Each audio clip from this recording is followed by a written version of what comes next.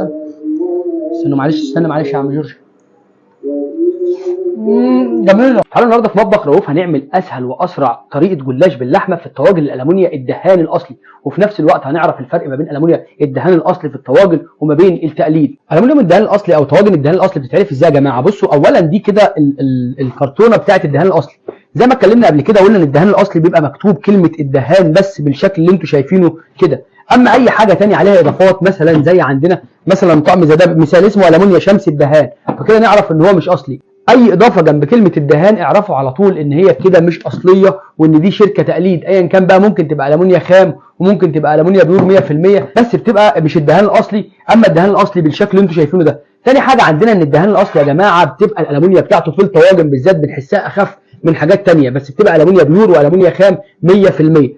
الومنيا الدهان الاصلي بتبقى تخانتها مختلفه عن اي تخانه ثانيه، يعني رغم ان هي خفيفه شويه بس بتبقى افضل من جميع الالومنيات الثانيه لانها الومنيا بيور زي ما قلت لكم. اما بالنسبه للطواجن بالذات يا جماعه ما بيبقاش عليها اي ختم من تحت في الدهان الاصلي، بيبقى عليها التيكت زي ما انتم شايفين كده، والختم بتاعها بيبقى هنا كده في الدراع بيبقى الدهان اهو، وهنا المقاس بتاع الطاجن مكتوب في الناحيه الثانيه اهو. دي بالنسبه للطواجن. اسهل واسرع طريقه للجلاش باللحمه المفرومه. اول حاجه احنا بنجيب طبعا طاجن الدهان الاصلي بالشكل اللي انتم شايفينه ده. طبعا بنجيب معانا المقادير، بنجيب بصله متقطعه وفلفل الوان، بنجيب معانا سمنه، وبنجيب فلفل اسمر، كمون، وبنجيب بودره جنزبيل، وبنجيب بودره قرفه. طبعا معانا كوبايه لبن، ومعانا اللحمه المفرومه، ومعانا بيضتين، ومعانا الجبنه الموزاريلا اهو كده. دي كل المقادير، ويلا بينا نبدا في الوصفه. اول حاجه معانا بنجيب طبعا معلقه سمنه وبنحط في الطاجن عشان ندهن رق سمنه زي ما انتم شايفين كده اهي. ونجيب الفرشه بتاعتنا السيليكون اهي، ونبدا نفرش الطاجن بتاعنا بالسمنه اهو. وبعد ما دهنا الطاجن سمنه كويس قوي اهو، بنجيب الرقاق ونبدا نفرش اول طبقه معانا من الرقاق اهي، ونقوم حاطين كمان مره كمان رق سمنه تاني اهو. بنفرش كمان رق من الجلاش اهو. دي اسهل واحسن طريقه على ما اعتقد يعني لعمايل الجلاش باللحمه المفرومه اهو. وبرده هندهن سمنه تاني. طبعا بعد كده بنبدا نعصب اللحمه كويس اهو. نحط البصل وبنحط معانا الفلفل الالوان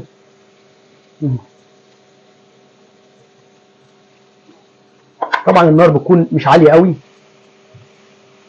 وبعد كده بنقوم حاطين اللحمه المفرومه اهي، بننزلها اهي. بنحط شويه قرفه، بودره القرفه اهي. بنحط شويه بودره الجنزبيل.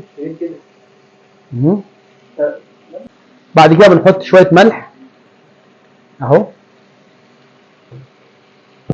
وبعد كده بنحط شويه فلفل اسمر اهو. وبنحط شويه كمون اهو. هنجيب معانا البوله الكبيره دي، وهنجيب كوبايه اللبن اهو، وهنضيف على كوبايه اللبن دي هنحط عليها بيضه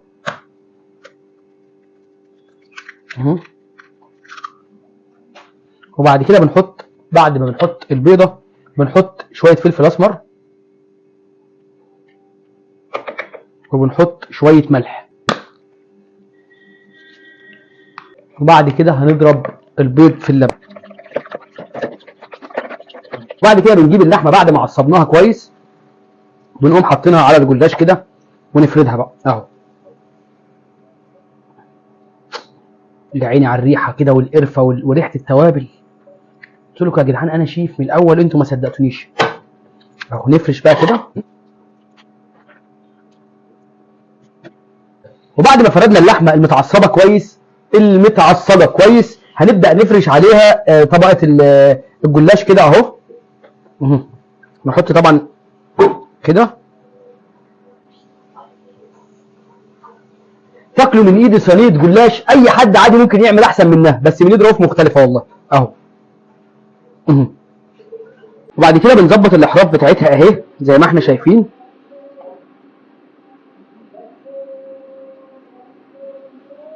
بصوا يا جماعه انا عايزكم تعذروني، انا داخل في المجال الطبخ ده جديد. انا اصلا الهدف مش من الموضوع مش الطبخ، الهدف من الموضوع هو ان انا بقدم لكم المنتجات وبجربها. يعني النهارده في الحلقه دي عرفنا الفرق ما بين الدهان الاصلي وما بين الدهان التقليد. عرفنا بنستخدم الاسبتيولا، عرفنا كل المنتجات دي انا الغرض من الفيديوهات هي اللي انا بجربها لكم، لكن انا مش شيف محترف، انا بعمل معاكم اللي هو احنا اخواتي وانت زي امي واهل في وسط بعضنا كده بنقدم المنتجات دي. اما حاجه بما اننا وصلنا في المرحله دي للفيديو، نفس المسابقه تاني، هنعمل اي منشن لاي شيف مشهور، واي شيف هيرد وعد من رؤوف ان هو ليه طقم طواجن الدهان الاصلي هيروح له لحد البيت. اي شيف يلا اعملوا لهم منشن يمكن يحالفكم الحظ وتكسبوا معانا المسابقه. وبعد ما ظبطنا الاحراف بنقطعها اهي اي شكل بقى انتوا عايزينه، انا هقطعها على شكل مربعات اهو. وبعد ما قطعناها طبعا بنجيب اللبن بالبيض والفلفل الاسمر والملح اللي احنا عملناه نقلبه كويس كده، ونبدا نحط على الوش اهو اهو. نبدا بقى طبعا نوزع اللبن كويس في كل الاحراف. وبعد كده بنجيب جبنه موزاريلا، دي اضافه مني بقى، انا مش عارف هتنجح ولا لا، بس انا حابب ان انا احطها على الوش كده اهي.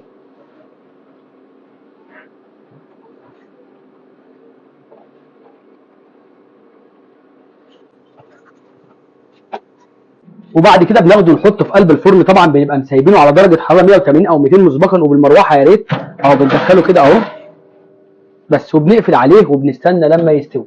طبعا بعد ما سيبناها لحد ما استوت بنفتح الفرن ونشوفها اهي. اوه الله يا عيني عليا، شكلي انا كنت شاكك في اول الفيديو ان انا يعني ممكن الفكره تفشل معايا، بس انا مش عارف، حاسس ان انا نجحت، يعني شكيت لوهله من الزمن ان انا فشلت. نقطع كده نسمي الله. بصوا بقى الجبنه الموزاريلا عامله ازاي من عليها سايحه ومخليها شكل بقى للرقاق باللحمه المفرومه، يعني دي افتكاسه يعني اهي. طبعا التقطيع اللي احنا كنا مقطعينه يا عيني، شايفين بقى بنشيلها بالقطاعه الاستانلس دي اهي.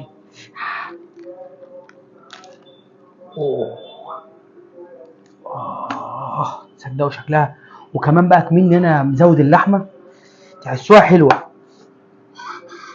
شايفين؟ لا تحسوها جميله. تعالوا بقى نقطع كمان قطعه.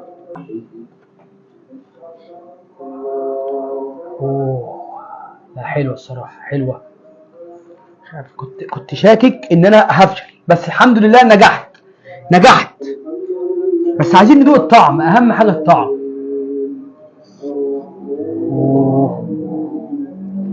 سخنه جدا، مش عارف. طب استنوا انا لازم ادوقها قدامكم.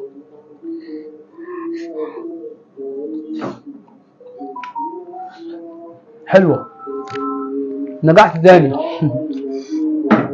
لا بجد حلوه قوي، يعني حتى الطعم ده جميل فيها، وطعم القرفه جميله في قلب الصينيه. اتمنى تكون الفكره عجبتكم، بسيطه جدا وسهله جدا. اتكلمنا بالتفاصيل عن صواني الفرن. ما ننساش اللي هيعمل منشن لاي شيف مشهور وهيرد عليه هياخد طقم طواجن هديه. استنوا معلش، استنى معلش يا عم جورج. جميله، سلام.